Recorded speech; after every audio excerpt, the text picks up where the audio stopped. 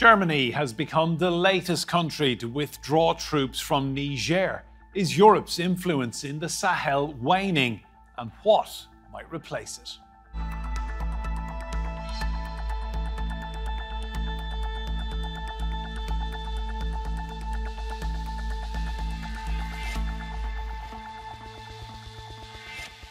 Hello and welcome to Roundtable. I'm Enda Brady. Niger, Mali, Burkina Faso, they've all succumbed to military coups over the last few years. Western nations are responding by withdrawing their troops, and Russia now appears to be all too happy to take their place. What impact could all this have on the Sahel's regional security and stability? From Mali to Niger, anti-French sentiment in the Sahel region has been growing in recent years, with regular protests against the former colonial power's presence and calls for greater African sovereignty instead. These protests, coupled with economic grievances and political corruption, led to the coups in Burkina Faso, Mali and Niger over the last 4 years. All three countries have expelled French soldiers who are part of counter-terror missions. Now they're turning towards Russia for military help. France is not the only Western country to get the boot. Germany plans to march its troops out of Niger by the end of August, following failed negotiations with Niger's ruling military regime. We have seen that, with a view towards a Russian role in Mali and now also in Niger, we weren't able to continue the supporting role that we had taken on before, in the area of security, in the field of policing, and also training within the UN mission, because the trust that existed before was no longer there. The US is the next Western country to exit the Sahel, with troops already beginning to leave their bases in Niger. They face a deadline of no later than September. Western troops were deployed to the Sahel to tackle insurgent groups, deliver humanitarian aid, and to bring stability for the benefit of both the Sahel and Europe. However, political violence has surged in the region since Mali's coup in 2021, and a humanitarian crisis continues, with a quarter of Sahel's population of 94 million in need of aid. So can the Sahel find peace and security without Western troops? Well, let's bring in our guests. Joining us from Senegal's capital, Dakar, is Oluwole Ojewale. He's a security analyst and regional coordinator for Central Africa. That's at the Institute for Security Studies. In Kent, in the UK, we have David Otto. He's a defence and counter-terrorism analyst covering Africa. He's also director of the Geneva Centre for Africa Security and Strategic Studies. Joseph Downing is a senior lecturer in international relations at Aston University. He joins us from London. And here with me in the studio is Alex Vines, director of the Africa programme at the Chatham House think tank. Gentlemen, you're all very welcome to Roundtable. Oluwole, I'll come to you first. What's the feeling in West Africa about Europe basically pulling out of the Sahel? I'm guessing a lot of people are probably quite happy. Well, it depends on who you meet on the street. I think there is a palpable concern, particularly about the recent event in West Africa, in which some people have also described that to be a fracturing of the entire regional bloc. So I don't think it's something that anybody is happy about, irrespective of the political spectrum. And that is the reason why there is a frantic effort to ensure that the entire regional bloc is not divided, as it is the interest of the military authoritarians that have emerged in the region in the recent time. So it doesn't serve anybody's interest apart from the interest of those who are within that bloc. And it does not serve the interest of the larger populace even within that region. It is only some set of military authoritarians who probably for the purpose of regime policing and protection just want things to remain as it is presently. But I'm hopeful and optimistic that things are going to return to the normal, only that I can't predict how long that is going to be. David, with regard to the French, for so long they were colonisers in North and Western Africa. A lot of people may feel that the French have had the best of Western Africa and now they're pulling out. I mean, what's your interpretation of the French withdrawal? Well, I think, it's, everything has a time. We often say time is everything and everything is about timing. I think this timing, indicates that the French, have lost face in the West African region, especially in the what we call the former Francophonie states. We've seen that in the case of the Sahel, where the Malians, Burkinabés, and the Nigerians have asked the French to leave the region, and that to me, it's all down to how they've perceived the French colonial presence, and how France has actually tried to francophonize those nations. They say France has exploited them, which is of course not a lie. So indiscriminately, the French have lost faith. They've lost face. They've also lost territory. And what we see now is some kind of what I describe as the Russians pickpocketing the French in those territories that they've lost. But again, as I said before, everything has a timing, and I think for the French, they are increasingly becoming destabilized in their former colonies, and someone is benefiting, and that is the East, and particularly the Russians, especially when it comes to military alliance. So it's unfortunate for the French, but it's a win-win for the Russians. But I'm not sure if the local population of these West African states, will say the same for the time being in terms of stability. But from a regional point, ECOWAS is getting some of the disadvantage because it's literally being split, not necessarily in the middle, but we've seen the establishment of the Alliance of Sahel states from the 3 states. So it's effectively a very complex situation, but they are both winners, losers, and those who are actually worried about the stability of the region, i.e. ECOWAS. Joseph, just on that point, is it a case of be careful what you wish for? West Africans getting rid of the French and in come a load of Russians. What's Russia's game plan here? Well, I definitely think it could be a case of out of the frying pan and into the fire. I don't think that the entry of Russia, the entry of Russian influence into this region will benefit any sort of average person on the streets of these West African countries, right? And I think that's one of the things that's really difficult about this. There may be, and I think with some, as our previous guests have said, with some good merit, some concerns about France's role in the region as the colonial and then the sort of post-colonial power with resource extraction and, putting significant roadblocks in the way of the development of the region in some ways. But, I mean, it's not as if Russia's going to do anything differently. And in fact, Russia may even do worse. This is not the USSR that's coming, under the banner of the Brotherhood of Communism to uplift the Third World. This is a very sort of despotic, neoliberal, capitalist Russia that's coming basically to get what it can get out of these alliances. And this includes gold, right? So the Wagner Group is very involved in gold mining in Mali, for example, right, which is using to fund this operation. So it's not as if the Russians are doing this out of the kindness of their heart or even doing it for free, right? They're seeing this very much as a way to annoy European powers and also a way to make money. One thing about the Russian expansion into this region, which I think is often under-discussed, is they're really sophisticated and very well-organized information campaigns. So Russia is working hard to produce a lot of propaganda in this region to make France look bad and to make the European powers look bad, and playing on these themes of colonialism, neocolonialism, and hypocrisy. And if we're honest here, right, the post-colonial period has not been easy in the Sahel. It's not as if European influence has led to, excellent developments in human and growth in human development and all of these kinds of things. What we can see is actually a very poor region that suffers significantly with state fragility. And that's one of the things that anyone, whether European or not, that seeks to exercise influence in this region, I think has to come to terms with, is the fact that, the influence has to be, or should be, exercised for the benefit of the people in the region and not for people elsewhere. Joseph, I just want to go back to David briefly. David, I saw you shaking your head there. What did you have to say what Joseph was saying?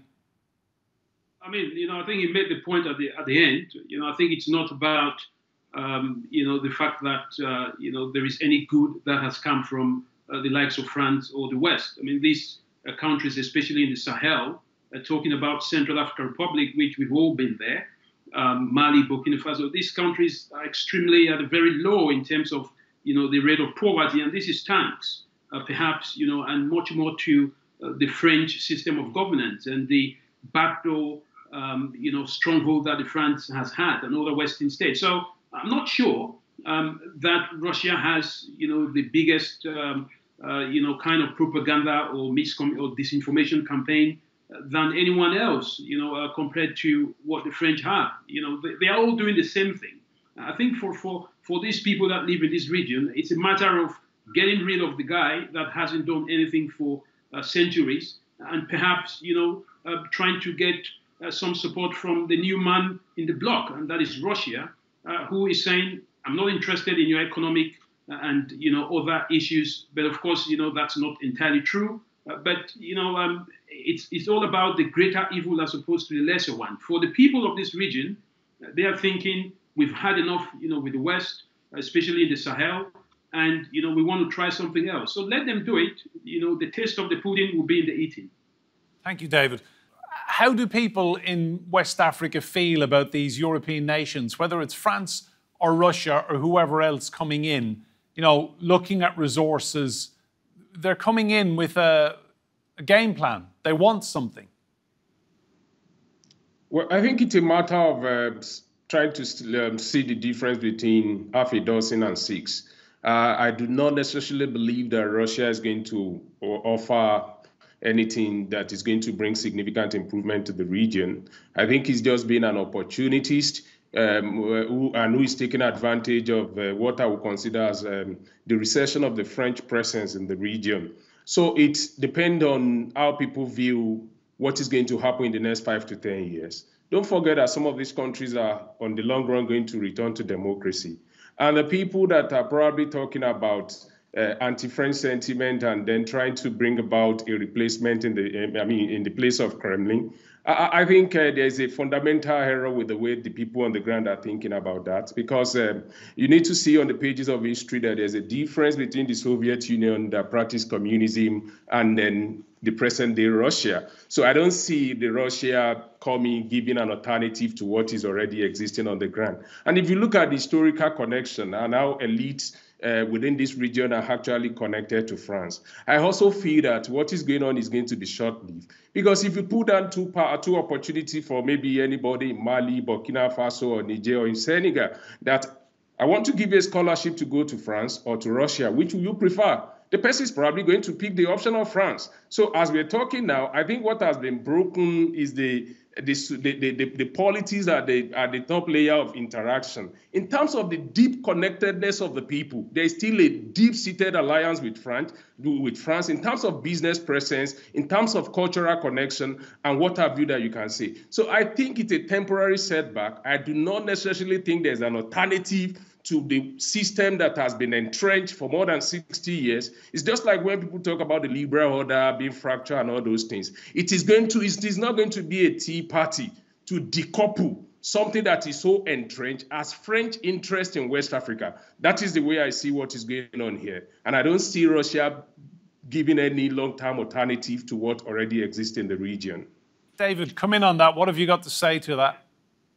Well, I think it's always very difficult to make those kind of comparisons. If you look at the presence of the Western nations since 1884 during the Berlin Conference, thereupon up to the 1950s, when African nations gained independence in quotation, the time that the West specifically has spent time colonizing and neo-colonizing these nations, you can't compare. How they've left these nations, in terms of, development and, what Russia, perhaps is going to offer. I mean, Russia has just been within the continent, for the purpose of, geopolitics in countering other Western nations, not up to even 5 years.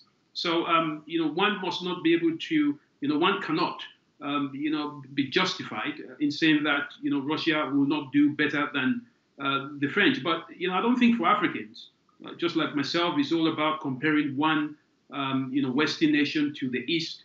I think the most important thing is what benefits does the, the sending away of the French and the bringing in of the Russians, what does it really do to the people of those regions? And this is where I think governance is very important.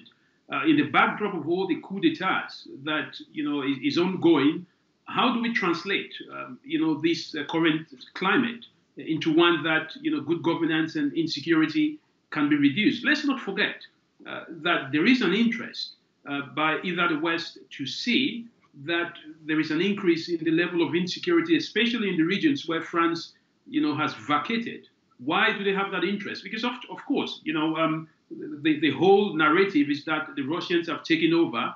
Therefore, if the insecurity is worsened, it means it is worsened because of the Russians. But that's not really what happens on ground. I think the level of geopolitical warfare, information warfare that is going on permits one, especially if you're an African with interest in that region, to ask the question of, what are the Africans doing themselves? Why are we even talking about France or talking about Russia? Why are we not talking about the African Union stepping in? I'm sure you're going to ask about solutions, but it's quite key for us to avoid this question of trying to compare what the French did to what the Russians are doing and linking that straight to the level of insecurity, because there is an interest and all sides do have an interest. Joseph, I want to talk about ECOWAS. So earlier this year, Niger, with Burkina Faso and Mali, left the Economic Community of West African States, better known as ECOWAS, forming instead their own security alliance. Now, in a joint statement, those three nations said that ECOWAS had drifted from the ideals of its founding fathers and the spirit of Pan-Africanism and was under the influence of foreign powers, betraying its founding principles. In response, ECOWAS has said the bloc remains committed to finding a negotiated solution to the political impasse and called on all three countries to return to civilian rule. Let's be frank, it's not going to happen, is it? Well, it may. I mean, this is the thing, right? I mean, we're not entirely sure. This is a very unstable region that's extremely difficult to govern, with extremely fragile state structures, with numerous rebellions, numerous groups that are, likely to form insurgencies, huge amounts of arms that flooded out of Colonel Gaddafi's cache into the Sahel, which means, which is not good for regional stability. So we're not actually sure what's going to happen in any of these states. I mean, I think I would be quite skeptical about this statement, given that the only states that have actually left ECOWAS are the three kind of pariah states that have been under military dictatorships that have now aligned themselves with Russia, right? To me, it seems a little bit dubious that it's convenient that they've gone to align themselves in that way just after going away from democracy. And I think this is one of the problems with what we're looking at the moment and with the policy that Russia's following in numerous regions of the world, is to try and create these alternative blocs, right? It was quite good at doing this in Syria, for example, right? With its cooperation with the Bashar al-Assad regime. And I mean, really one of the key reasons why Bashar al-Assad in Syria is still there is basically because of Russian support in terms of arms, in terms of airstrikes, and a range of other things. And Russia's doing this to try and fracture these kinds of regional orders to stop really the hegemony of kind of European influence, right? That they tried to do it with many post-Soviet states in the Caucasus. They tried to tempt Moldova over to Russian influence, which seems to kind of, for the moment, be failing, but they're very much still interested in doing that. So this kind of aligns really with their broader foreign policy. I'm just looking at one country where the French still are, Chad. Yeah. They haven't pulled out of there. Why is that? No, they've got big bases there. The Deby administration has sought reassurance that they will stay, in fact, because they're providing a security guarantee there.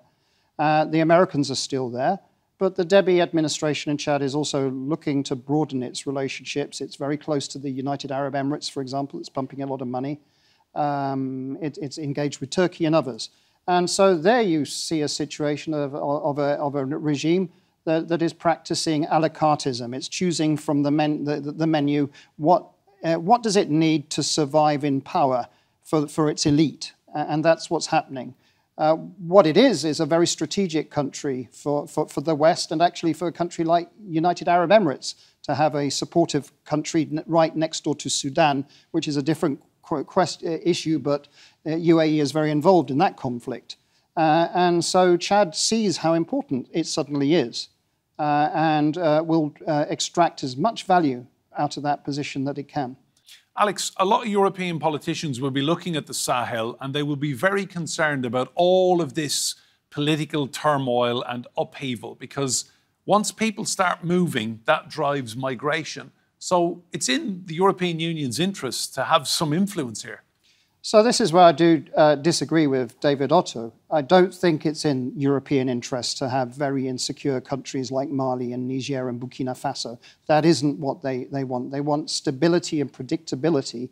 There have been two things that have driven European policy in the Sahel. One is countering migration, which you've just mentioned, and the other we've already discussed, counter-terrorism, countering violent extremism. This is near abroad for Europe, and so it really matters. And so the current strategy that's emerging now is how do you support the coastal states to ensure that there isn't further contagion from what we've seen in Mali, Burkina Faso and Niger. And also where there's an opportunity, even with military juntas, to dialogue with them and ensure that they don't become very hardline, for example, like the one in Mali is perceived as at the moment, to engage. And there is some sign of success in that in terms of Niger, for example. So the point I'm making is that not each junta is the same. They are at different stages, and their politics and the reason for the coups are a little bit different too. And that's really important to understand. This is not homogeneous. It's heterogeneous in that way. The Sahel insecurity has microclimates that we all need to understand too. Oluwole, back to you. Do you think Europe still has a role to play in West Africa, or are these countries happy to just step back and run themselves? Well, I think they have the sovereign right to determine the destiny of their nation. My concern is just that they seized power, not necessarily that because they really have a plan for the countries. If you have seen the trajectory, whether you look at all human development indicators, I don't think the people are better off in those places. And then when you compare to what things used to be, particularly in the past 3 years, of course, these have always been fragile countries who have been struggling within the bottom, around the bottom of the ladder of development. But I think things are getting better, bad and worse by the day, by all human development indicators, security, health, education. And they also have their propaganda everywhere on the internet, trying to push an alternative narrative. But when you look closely at what is going on there, these are countries that I think they just need strategic leaders who can determine how they want to play the game as far as international politics, geopolitics, and their own internal development is concerned. They can renegotiate a lot of things, but as things stand now, I think they really need a lot of international support that they can get. Final question to you, David. Is the big fear here that West Africa turns into a Wild West? Well, I think, that's a very good point. And that's where we don't want the West African region to go into. And this is why it's important not to mislead the audience by saying that, for example, that the West rejoices when there's insecurity. What I meant specifically is that, of course, the Sahel states have kicked out the West. Operation Barkhane has been kicked out. All the counter-terrorism forces have been kicked out. It is in the interest of the West, to point out that at this point in time, after they've been kicked out, the insecurity level is increasing, simply demonstrating that they were better than the Russians that the Sahelian states, decided to partner with. This is very clear, so nobody can deny this. But in terms of the region becoming a Wild West, I think, it lies to, it all depends on, what long-term strategy, what counterterrorism strategies that these various states do have.